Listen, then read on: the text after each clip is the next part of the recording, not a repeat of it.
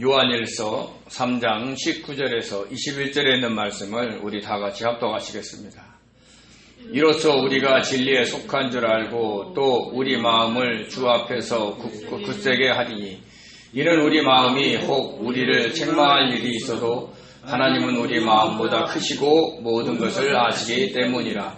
사랑하는 자들아, 만일 우리의 마음이 우리를 책망할 것이 없으면 하나님 앞에서 담대함을 얻고 무엇이든지 구하는 바를 그에게서 받나니 이는 우리가 그의 계명을 지키고 그 앞에서 기뻐하는 것을 행함이라. 그의 계명은 이것이니 곧 그의 아들 예수 그리스도의 이름을 믿고 그가 우리에게 주신 계명대로 서로 사랑할 것이니라. 그의 계명을 지키는 자는 주 안에 거하고 주는 그 안에 거하시나니 우리에게 주신 성령으로 말미암아 그가 우리 안에 계신 줄 우리가 아느니라. 아멘. 기도합니다. 은혜로우신 하나님 감사드립니다. 하나님의 권능이 이곳을 아버지 하나님이 호위하게 도와주시고 모든 어둠을 물리쳐 주시고 우리 아버지 생각도 하나님께서 걷어가 주셔서 잠잠히 주님을 바라보며 말씀을 듣고 나눌 수 있도록 축복하여 주시옵소서. 감사하며 예수님의 이름으로 기도드립니다. 아멘. 아멘. 2024년 올 한 해 저희 교회의 비전은 주 안에 거하라입니다. 옆에 포스터 보시면 아실 겁니다. 요한일서 2장 27절의 말씀을 토대로 성령의 기름 부으심에 순종함으로 주 안에 거하는 삶을 살자는 것입니다. 그리고 왜 그렇게 살아야 하느냐의 근거로 너희 안에서 착한 일을 시작하시는 이가 그리스도 예수의 날까지 이루실 줄을 우리가 확신하노라는 빌립보서 1장 6절의 말씀을 선정했습니다.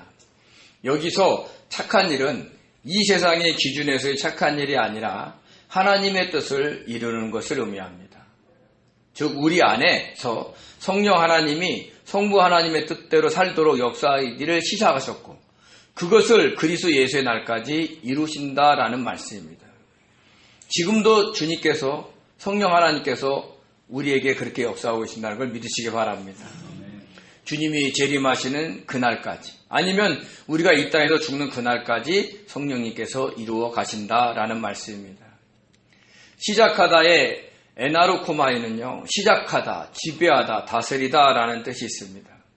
우리의 혼인, 생각과 감정과 의지가 하나님의 뜻에 온전히 순종하도록 성령의 기름 부으심이 다스리기 시작하셨다라는 겁니다. 우리의 혼의 구원, 즉 우리의 성화를 성령께서 이루어 가신다라는 뜻입니다.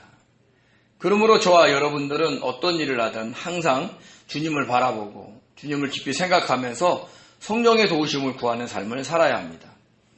그것이 주 안에 거하는 것이고 그러면 성령의 기름 부으심이 우리로 하여금 그 착한 일인 주님의 뜻대로 살도록 역사하실 겁니다. 올 한 해 이러한 주의 증거들을 많이 경험하는 복된 삶 사는 성도님들 되시기를 예수님의 이름으로 축원드립니다. 이 세상의 모든 사람들은 하나님의 자녀들과 마귀의 자녀들로 나눌 수 있습니다. 우리와 같이 창세전에 하나님의 택하심을 받은 태생적인 하나님의 자녀들도 있지만 요한일서 3장 10절에서 사도 요한이 구분한 하나님의 자녀들과 마귀들의 자녀들은 이런 태생적인 자녀들을 의미하는 것이 아닙니다. 이 말씀을 잘 해석하기 위해서는 요한복음 8장 44절을 봐야 합니다. 요한복음 8장 44절에서 주님은 우리 모두가 아비 마귀에서 났다라고 했습니다. 이 말씀은 모두가 마귀에서 태어났다라는 말이 아니라 그 마귀의 영향력 아래 있다라는 뜻입니다. 현재 눈에 보이는 이 세상을 지배하고 다스리고 있는 것은 사탄 마귀입니다. 그래서 이 땅에 태어나는 모든 사람들은 창세전에 택하심을 받은 하나님의 자녀라 할지라도 모두 사탄 마귀의 영향력 아래서 살게 된다는 것입니다. 그를 아비라고 칭한 것은 자녀가 아비를 따르듯이 마귀가 원하는 대로 살아간다는 뜻입니다. 육신의 정욕대로, 안목의 정욕대로, 이생의 자랑으로 살아가도록 설계한 그 마귀의 뜻에 따라 자신의 뜻과 욕심대로 이 땅에 있는 모든 사람들이 살아간다라는 뜻입니다. 그렇지만 창세 전에 하나님의 택하심을 받은 성도들, 즉 하나님의 자녀들은 목사님이나 선교사님이나 교사들을 통해서 의로우신 하나님의 말씀을 배우게 되고 자신이 주님의 그 놀라운 구원의 은혜를 받았음을 깨닫고 성령의 도우심을 구하면서 하나님의 뜻대로 살아가려고 합니다. 그래서 하나님의 뜻이 함축되어 있는 계명에 순종하여서 하나님을 사랑하고 이웃을 자신과 같이 사랑하려고 몸부림을 칩니다. 이렇게 하나님의 뜻인 의를 행하고 형제를 사랑함으로 인해 하나님의 자녀로서의 본 모습을 나타내게 되는 겁니다. 자신의 뜻을 내려놓고 마귀가 정해놓은 그 사회적인 통념에 매이지 않고 이웃과 형제를 사랑하는 그 모습에서 우리는 하나님의 자녀로서의 기쁨을 풍겨낼 수가 있다라는 겁니다.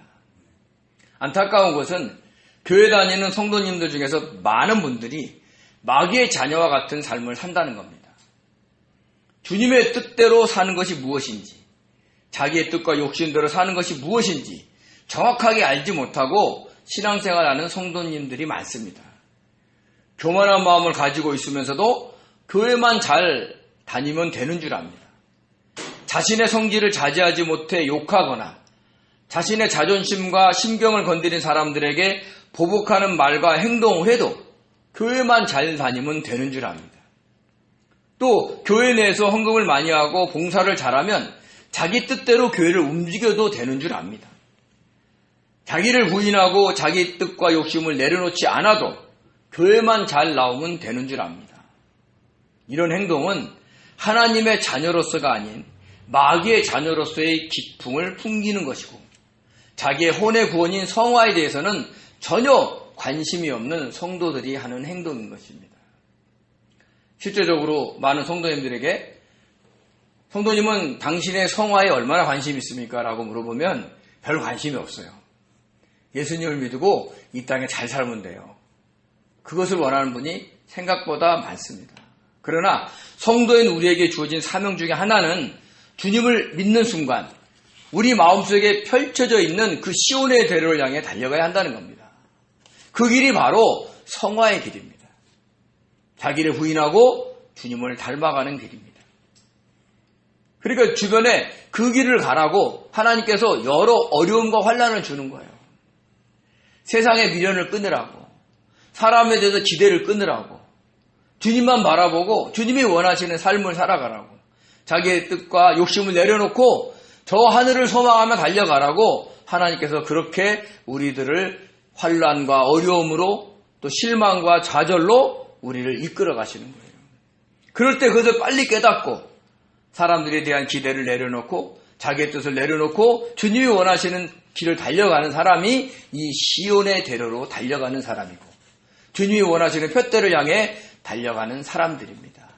그 과정에서 성도들이 하나님의 자녀로서의 기쁨을 풍겨내는 것입니다. 또한 하나님의 자녀들은 이미 주님을 구주로 영접할 때 제사함을 받아 흑암의 권세에서 건짐을 받고 하나님의 사랑의 아들의 나라에 들어갔습니다. 그 사실을 확인할 수 있는 방법 중에 하나가 바로 형제를 사랑하는 겁니다. 그래서 사도 요한이 우리가 형제를 사랑함으로 사망에서 옮겨 생명으로 들어간 줄을 안다라고 한 것입니다. 형제를 사랑할 때 우리가 사망에서 옮겨 생명으로 들어가는 게 아니라 우리가 이미 주님을 믿을 때 흑암의 권세에서 건짐을 받고 그 생명이신 그 주님의 나라에 들어간 것을 확인한다는 것을 얘기하는 거예요. 그러니까 우리가 이미 하나님의 그 사랑의 아들의 나라에 들어가 있는 것을 알게 된다는 겁니다. 즉 이 땅에서 지금 우리 안에 임한 그 하나님의 나라를 느낄 수 있다는 말도 되는 겁니다. 하나님의 통치를 받는 곳이라면 그곳이 천국이든 저와 여러분이 사는 이 땅이든 그것이 하나님의 나라입니다. 우리가 일상의 삶에서 하나님의 통치를 받아 형제를 사랑하게 된다면 지금 우리 안에 하나님의 나라가 임한 것이고 우리는 이미 그 나라에 들어가 있는 것입니다. 자, 그럼 형제를 어떻게 사랑해야 할까요? 주님께서 우리를 위하여 목숨을 버리셨듯이 형제를 위하여 자신의 목숨을 버리기까지 사랑해야 합니다. 목숨의 헬라어 푸시케는 영원, 즉 우리가 말하는 혼, 그리고 목숨과 생명이라는 뜻이 있습니다. 주님께서 우리를 위하여 하나님의 뜻에 따라 생명을 버리신 것처럼 우리도 형제를 위해서 주님의 뜻에 따라 우리의 생명인 혼을 버려야 됩니다. 우리가 버려야 될 목숨, 생명, 혼은 바로 우리의 생각과 감정과 의지입니다. 천성적으로 타고나 있는 그 생각과 감정과 의지를 버려야 한다는 겁니다. 그래서 우리의 생각과 맞든 안 맞든, 우리의 감정에 따라 좋아하든 좋아하지 않든, 우리의 의지에 따라 돕고 싶든 안 돕고 싶든 아무 관계없이 주님의 뜻이라면 형제를 사랑해야 하는 것입니다. 그리고 말과 혀로만 사랑해서는 안 됩니다. 추워? 그럼 이불 덮어. 배고파? 그럼 뭐 좀 사 먹어. 어디 아파? 그럼 병원에 가. 라는 식으로 말과 입으로만 해서는 안 되는 겁니다. 우리의 목숨과 생명과 같은 그 돈과 재물과 시간을 들여 우리는 형제를 사랑해야 합니다. 이불을 사줘야 되고 먹을 것을 사줘야 되고 병원에 같이 데려가 줘야 됩니다. 이렇게 우리의 돈과 재물과 시간을 들여 형제를 돕는 것도 자신의 목숨을 버리는 겁니다. 우리 마음에 성령의 기름 부심이 임할 때 그 형제를 위해서 돈과 재물과 시간을 버리는 것이 바로 형제 사랑입니다. 이런 순종을 할 때 이미 우리 마음속에는 하나님의 나라를 느낄 수 있는 주님이 주시는 평안이 있게 되는 겁니다. 그러면 우리는 자신이 진리에 속한 줄 알고 우리 마음을 주 앞에서 굳세게 할 수 있다라고 했습니다. 우리 요한일서 3장 19절 같이 읽겠습니다. 이로써 우리가 진리에 속한 줄 알고 또 우리 마음을 주 앞에서 굳세게 하리니. 아멘. 보통 성경책, 지금 제가 있는 성경책을 보면 이 진리라는 단어 앞에 작은 숫자 가로 2가 있습니다. 그 페이지 하단을 보면 그 작은 글자 2가 바로 참이다라고 써 있습니다. 즉 진리가 참이라는 것이죠. 거짓의 아비인 사탄과 대비되는 단어입니다. 그런데 이 진리가 바로 하나님의 말씀이고 그리고 이 진리가 바로 주님이십니다. 그러므로 형제를 위해 목숨을 버리기까지 자신의 돈과 재물과 시간을 들여 사랑하게 된다면 자신이 주님께 속한 것을 알게 되고 자신의 마음이 주님 앞에서 굳세게, 즉 확신을 가질 수 있게 된다라는 말입니다. 아, 내가 정말 하나님의 자녀구나. 내가 정말 죄사함을 받은 자구나. 내가 정말 주님의 뜻대로 성령의 기름 부심에 따라 살아가는 자구나라는 확신을 가지게 된다라는 말씀입니다.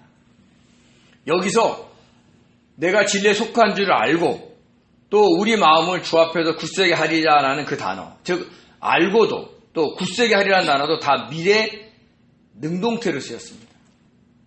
헬라어에서 미래 시제는요, 아직 일어나지 않는 일을 말하는 것으로서 주어가 지금 현재 어떻게 행동하냐에 따라서 결정될 수 있다는 것을 의미하고 있습니다.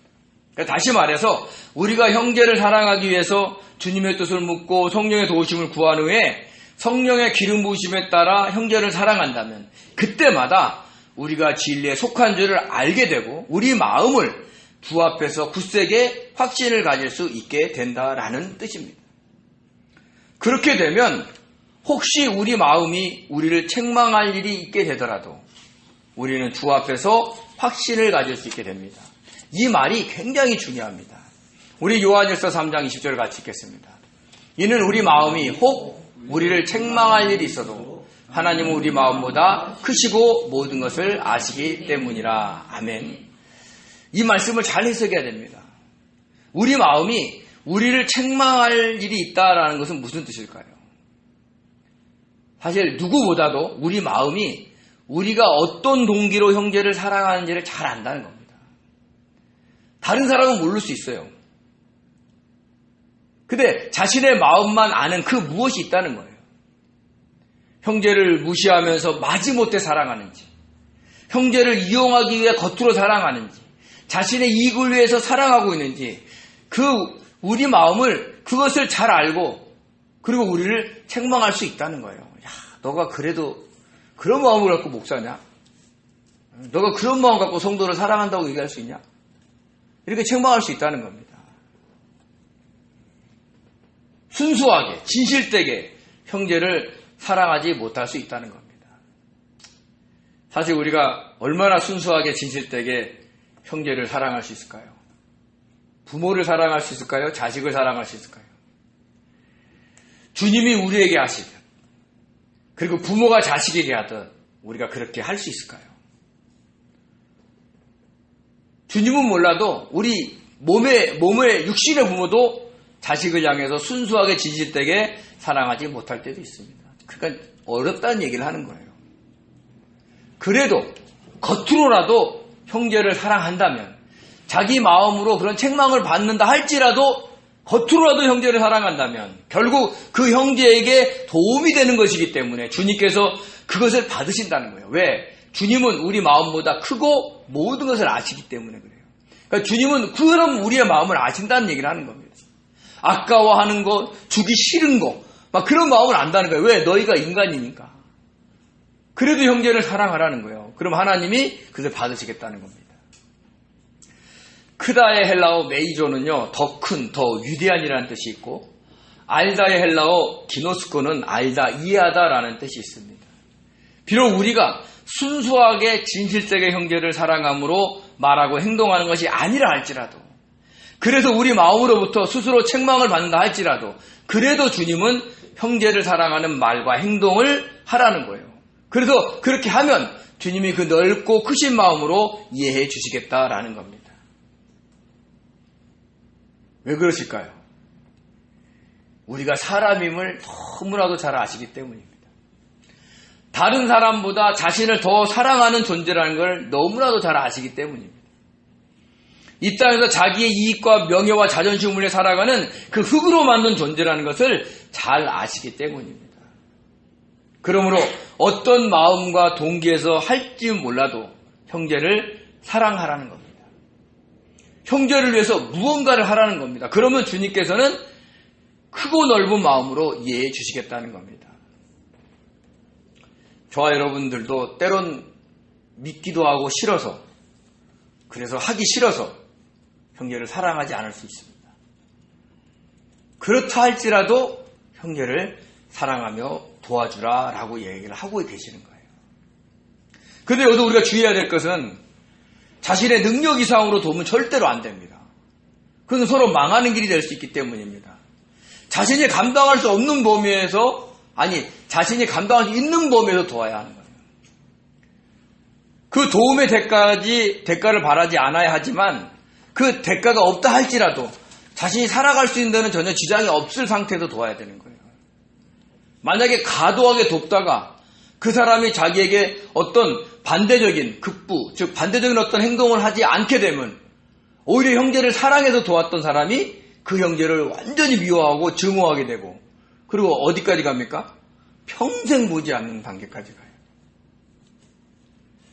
그러면 서로 사랑하라는 그 주님께 우리가 죄를 범할 수 있다라는 것을 우리는 아셔야 됩니다.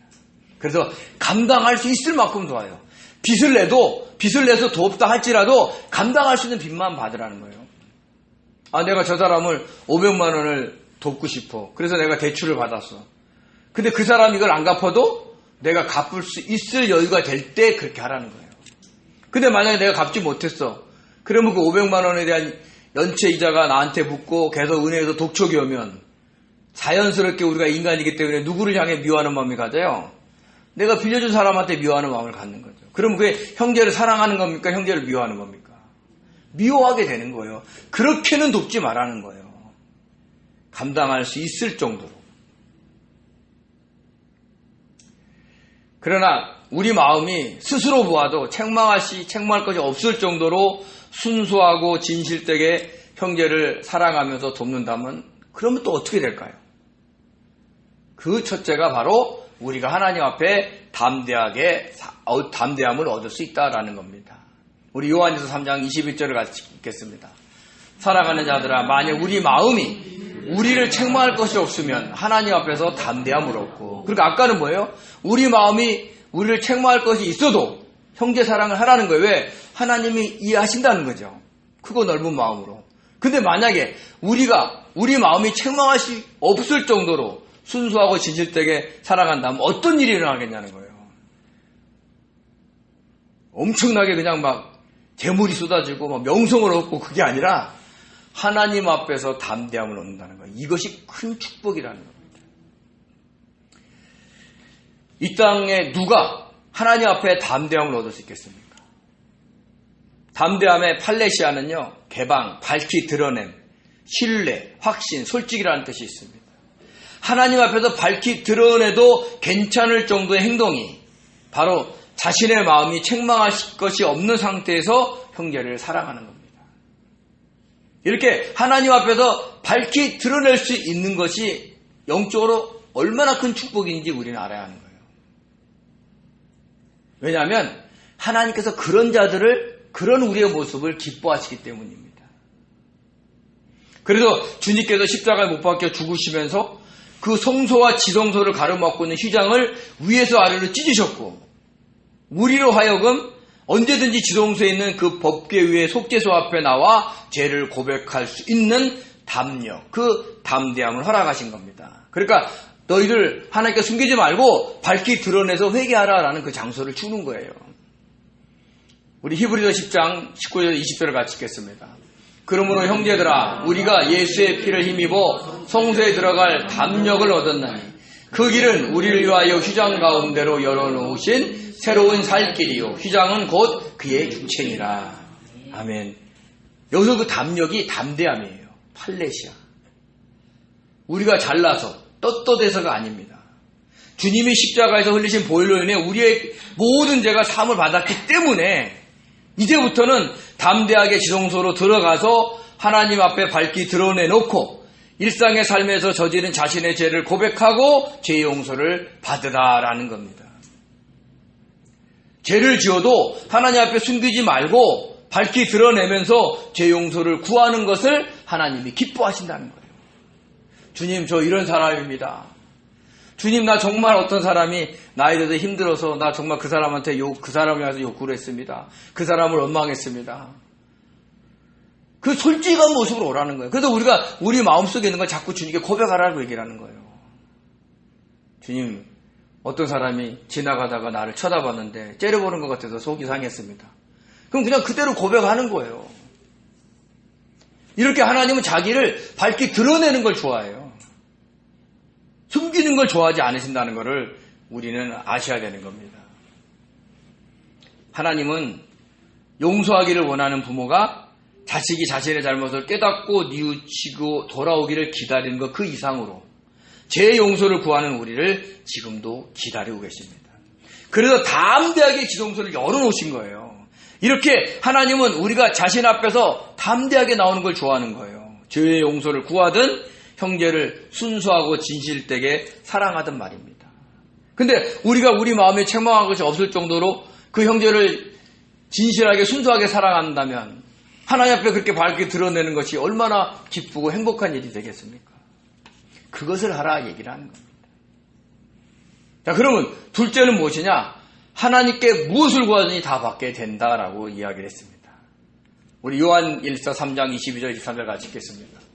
무엇인지 구하는 바를 그에게서 받나니 이는 우리가 그의 계명을 지키고 그 앞에서 기뻐하는 것을 행함이라. 그의 계명은 이것이니 곧 그 아들 예수 그리스도의 이름을 믿고 그가 우리에게 주신 계명대로 서로 사랑할 것이니라. 아멘. 무엇인지 구하는 대로 다 받으신답니다. 얼마나 행복하겠어요. 네? 형제만 진실되게 사랑한다면 다 구해. 주님, 우리 한 30평 아파트 주세요. 그러면 그냥 하나님 허락하시고. 또 저에게는 또 주님 교회를 부흥시켜 주세요. 그러면 또 하나님 허락해 주시고 얼마나 좋겠어요. 네? 여기서 아멘하면 안 됩니다. 자신이 책망할 것이 없을 정도로 형제를 사랑한다면 무엇을 구하시니 다 받게 된다는 얘기를 하는 겁니다. 자, 구하다의 아이테오하고 그리고 받다의 람바로가 현재 능동태로 쓰였습니다. 그러니까 헬라어에서 현재 시제는 지금도 계속해서 무엇을 하는 것을 의미하는 거예요. 그러니까 이 말은 지금도 그렇게 형제를 사랑한다면 주님께 무엇을 구하는지 다 받게 된다라는 뜻입니다. 그럼 제가 우리 전사님을 사랑해서 하나님한테 내가 무슨 기도의 제목을 얻어야지. 이러면 순수할까요? 안 순수할까요? 안 순수하게 되는 거예요. 그러면 순수하고 진실되게 형제를 사랑하는 사람이 무엇을 구하겠어요? 자기를 위해서 돈과 명예를 구하겠습니까? 아닙니다. 자신이 사랑하고 있는 그 형제의 필요를 위해서 구하게 되는 겁니다. 그 형제에게 지금 무엇이 필요한데 주님 제가 그것을 해줄 수가 없으니까 그것을 좀 해주십시오라고 구한다는 거죠. 그러면 다 받게 된다는 거예요. 이렇게 형제를 위해서 중보기도 하는 것이 기도 응답을 받는 비결이라는 것을 우리는 아셔야 되는 겁니다. 그래서 어떨 때는요, 막 나를 위해서 열심히 기도했는데 나에 대한 기도는 응답이 없고 내가 다른 사람을 위해서 짧게 기도했는데 그거는 그냥 바로바로 응답되는 것을 볼 수 있어요. 그럼 승질이 납니까 안 납니까? 안 나야 돼요. 할렐루야. 네? 그거예요. 무엇인지 구한다는 것은 내가 형제를 사랑하는 전제에서 구하는 걸 얘기를 하는 겁니다. 자신의 돈과 사랑 간의 문제 해결을 위해서 기도하는 응답은 없는데 다른 사람의 돈과 사랑 간의 문제를 위해서 중보기도하니까 응답이 있게 마련인 거예요. 형제 자매를 위해서 기도했기 때문입니다. 정말로 순수하게 진실되게 형제와 자매를 위해서 기도한다면 더 크고 많은 응답도 받을 수가 있는 겁니다. 그래서 형제를 사랑하는 방법 중에 하나가 그 형제를 위해서 그 형제가 무엇이 필요하다는 걸 알고 간절히 중보기도 해주는 겁니다. 돈과 재물과 시간을 들여서 돕지 못해도 우리는 서로를 위해서 중보기도 하는 거예요. 그것이 우리가 서로 사랑하는 길인 것을 아시기 바랍니다. 저를 위해서 많이 기도해 주신 줄 믿습니다. 목소리가 크시니까 좋습니다.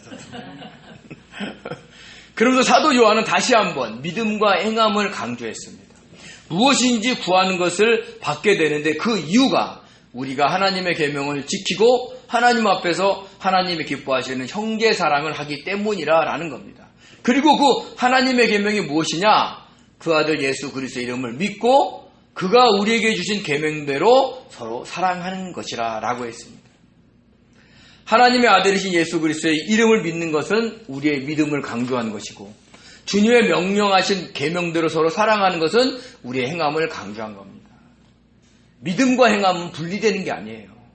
함께 같이 가는 거예요. 이것이 바로 우리가 하나님의 자녀라는 표식입니다. 우리 요한복음 1장 12절을 같이 읽겠습니다. 영접하는 자 곧 그 이름을 믿는 자에게는 하나님의 자녀가 되는 권세를 주셨으니 아멘. 요한복음 13장 34절입니다. 새 계명을 너희에게 주노니 서로 사랑하라. 내가 너희를 사랑한 것 같이 너희도 서로 사랑하라. 아멘. 아멘. 우리가 주님을 믿고 하나님의 된 것을 진짜 믿는다면 서로 사랑하지 않을 수 없습니다. 그렇지만 현실은 어떻습니까? 가족들 중에서도 믿는 형제들 중에서도 이웃들 중에서도 진심으로 사랑하지 않는 사람들이 있을 수 있습니다. 부모도 모든 자녀를 똑같이 사랑할 수 없습니다. 저 같은 목회자도 모든 성도를 똑같이 사랑할 수 없습니다. 유일하게 하나님만이 모든 택하신 자들을 똑같이 사랑할 수 있습니다. 그렇다 할지라도 우리는 성령의 도우심을 구하면서 자신의 생각과 감정과 의지를 내려놓고 똑같지는 않아도 모든 형제를 사랑하려고 해야 됩니다. 이렇게 성령의 도우심마저도 구하지 않는다면 우리는 주님이 주신 계명인 서로를 사랑할 수 없게 됩니다. 그러면 하나님의 자녀로 살아갑니까? 마귀의 자녀로 살아갑니까? 마귀의 자녀로 살아가는 게 되는 겁니다. 즉 교회 다니는데 목회도 한데 마귀의 자녀로 살아간다는 게 말이 됩니까? 이것이 어울린다고 생각합니까? 진짜 하나님께서 택하신 성도라면 어떤 목사님의 설교를 통해서 형제를 사랑하지 않는 자신의 죄를 깨닫고 회개하며 하나님의 자녀로 돌아올 것입니다. 하나님의 통치를 받으면서 미워하는 사람을 사랑하려고 싫어하는 사람을 사랑하려고 주님께 기도합니다.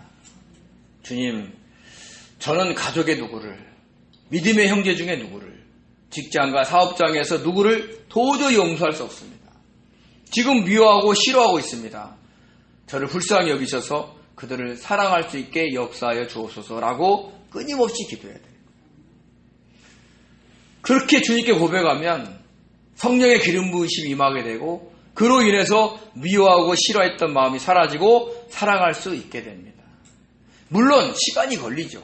한 번 딱 고백했다고 막 우리에 싹 변합니까? 안 변해요. 우리는 그렇게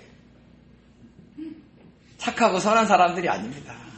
끝까지 놓치지 않고 이 미워하는 마음을 간직하겠어라는 그 안에 끌어당기는 게 있어요. 그걸 자꾸 주님께 올려드려야 이것들을 이 끌어당긴 걸 놔버리게 되고 그리고 그것이 따라 올라갑니다. 그때서야 나를 힘들게 했던 사람이 불쌍히 여겨지는 거예요. 그래 얼마나 그거 갖고 잘 먹고 잘 살았겠냐 이렇게 될 수도 있다는 거죠. 그래서 그렇게 될 때까지 끝까지 놓치지 않고 기도해야 됩니다. 그럼 반드시 그렇게 되는 날이 올 것입니다. 사실 우리의 힘과 능력과 의지로 사랑하는 것은 오래가지 못합니다. 성령의 역사가 있어야 돼요. 성령의 기름 부으심이 있어야 돼요. 그래야 순수하고 진실되게 오래도록 사람들을 사랑할 수 있게 되는 겁니다. 그러면 하나님의 계명을 지키게 되고 그러면 삼위 하나님이 우리 안에 임하게 된다라는 말씀을 하고 있는 겁니다. 우리 요한일서 3장 24절을 같이 읽겠습니다. 그의 계명을 지키는 자는 주 안에 거하고 주는 그 안에 거하시나니 우리에게 주신 성령으로 말미암아 그가 우리 안에 거하시는 줄을 우리가 아느니라. 아멘. 서로 사랑하라는 주의 말씀을 지키는 자는 주님 안에 거하고 주님은 그 사람 안에 거하게 됩니다. 이건 영적으로 이루어지는 겁니다. 그런데 그 사실을 우리에게 주신 성령으로 말미암아 우리가 안다는 거예요. 하나님의 자녀로 택하심을 받은 우리가 하나님을 영접하고 믿는 순간 성령이 우리 안에 거하시게 됩니다. 그것은 하나님께서 우리를 택하시고 인치신 것에 대한 보증이죠. 우리 고린도후서 1장 22절 같이 읽겠습니다. 그가 또한 우리에게 인치시고 보증으로 우리 마음에 성령을 주셨느니라. 아멘. 에베소 1장 13절입니다. 그 안에서 너희도 진리의 말씀 곧 너희의 구원의 복음을 듣고 그 안에서 또한 믿어 약속의 성령으로 인치심을 받았으니. 아멘. 그러니까 성령이 임한 사람은 하나님이 택하신 자로 보증이 된다는 거예요. 이 성령이 우리 안에서 역사하셔서 그 기름 부음이 임하셔서 주님이 우리 안에 거하신다는 걸 우리에게 알게 된다는 거예요. 이 얼마나 큰 축복입니까? 주님이 우리 안에 계시다니까요. 그게 믿어진다니까요. 또 우리가 주님 안에 있다니까요. 그게 믿어진다니까요. 이 얼마나 큰 축복입니까? 사실 우리는 항상 하나님이 좋아하시는 선한 행동, 생각만 하면서 살지 못합니다.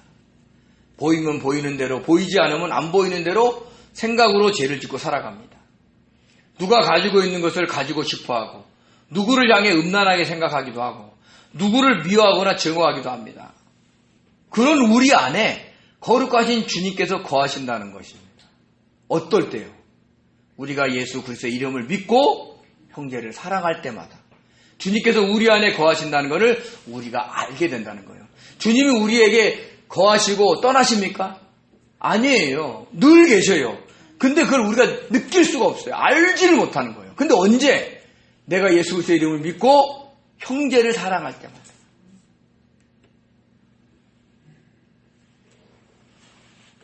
그래서 그 엄청난 축복을 누리라고 오늘 이 3장 24절에 있는 말씀을 하고 계시는 겁니다.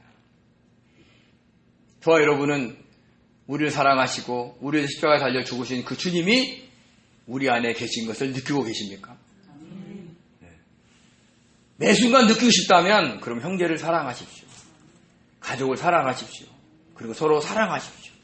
그러면 성령으로 말미암아 주님이 자신 안에 계심을 느끼게 될 줄 믿습니다. 이것이 저와 여러분이 바라고 있는 모든 기도 제목의 가장 큰 기도 제목이 되기를 소원합니다. 아멘. 눈에 보이는 물질보다도 우리가 하나님의 자녀인 것이 증거가 된다는 것, 그리고 우리 안에 주님이 계신다는 것, 그것을 느낀다는 것, 그걸 안다는 것, 그것이 가장 큰 축복인 것을 알고 매일매일 그것을 느끼며 사는 복된 성도 되시기를 예수님의 이름으로 축원드립니다. 기도하겠습니다. 은혜로우신 하나님 고맙고 감사드립니다. 우리들에게 주님을 느낄 수 있는, 주님을 알 수 있는 방법을 허락하심에 감사드립니다. 예수 그리스도의 이름을 믿고 그리고 우리가 형제를 사랑하는 겁니다. 주님이 명령하신 그 명령에 순종하며 날마다 주님이 우리 안에 계심을 느끼며 살아가는 복된 성도 될 수 있도록 축복하여 주시옵소서. 감사하며 예수님의 이름으로 기도드립니다. 아멘.